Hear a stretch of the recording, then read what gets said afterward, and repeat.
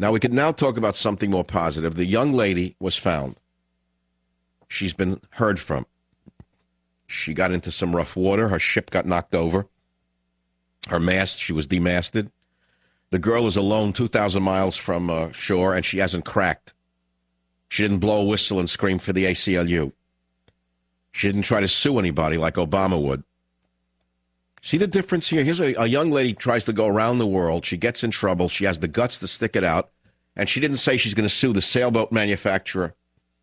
She's going to sue the manufacturer of the beacon.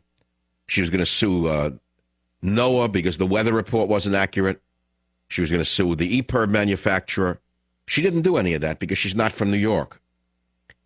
Her relatives are not lawyers. Her relatives are not the scum of the earth. Her relatives are not class action vermin.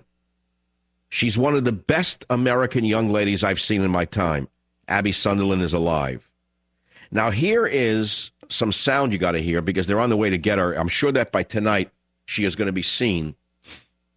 Here is her brother Zach in clip 11. The Indian Ocean itself, especially where Abby is just extremely rough, and no one really gets out of it without getting a bit of a rough patch. And Abby got right into a bit of a storm there, and you have to have your boat so prepared for that, like all the systems you need to have on there to make it possible for you to do single hands. But when those systems start breaking, it's a lot more responsibilities on you. In fact, all responsibilities always on you, but you have to do a lot more stuff. You have to stay up for hours and hours and battle the sleep deprivation and the storms. And yeah, I think Abby, she's been doing that for the best part of 150 days now out there with dealing with single handing, and she definitely knows how to tap into that extra bit of whatever it takes to get through. And I think she's doing that now. She's stabilized the situation. She's out of the storm.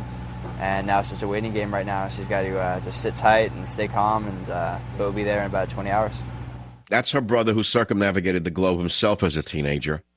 Do you realize what this takes to do what this young lady has done, what her brother did, what great parents these are? Do you understand what great parents these are, that they raise children of this caliber, of this grit?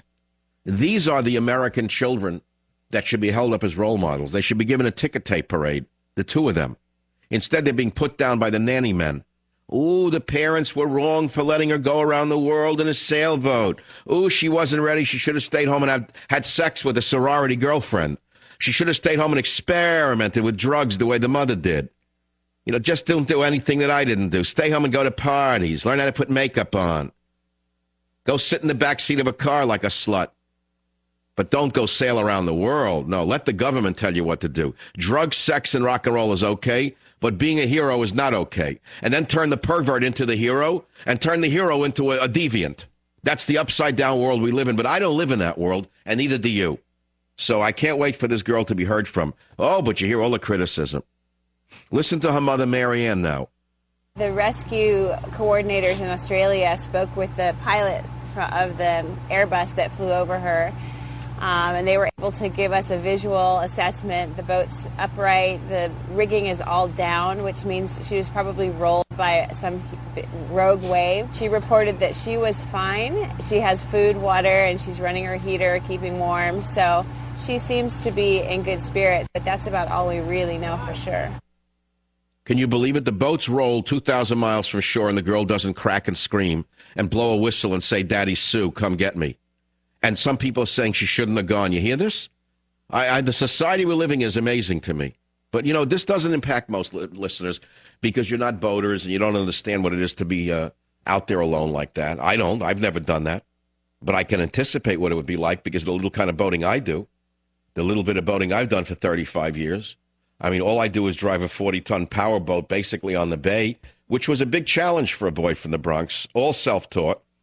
And I can handle, twin engines. I can take it in, take it out. I can handle a wave. I know how to, use the stabilizers. But the fact of the matter is, being out in the middle of the Indian Ocean, 2,000 miles from land and getting rolled by a rogue wave and not panicking is in a magnitude that a Navy SEAL would understand. This young lady is what America used to be about. This is true grit. This girl is John Wayne. This girl is Audie Murphy. This girl is everything that is great about America, and the left wing hates her. Don't you understand? She's not a victim, and so they despise her. And to top it all off, the parents are still married, and the parents are white, and the parents are together, and it's a nuclear family that makes the rest of them look like what they are. Don't you understand why the left is attacking her or ignoring her? Because the Lilliputians in the media, the Lilliputians on the left, are embarrassed when they compare themselves and their children to this child. I'll be back. Savvy.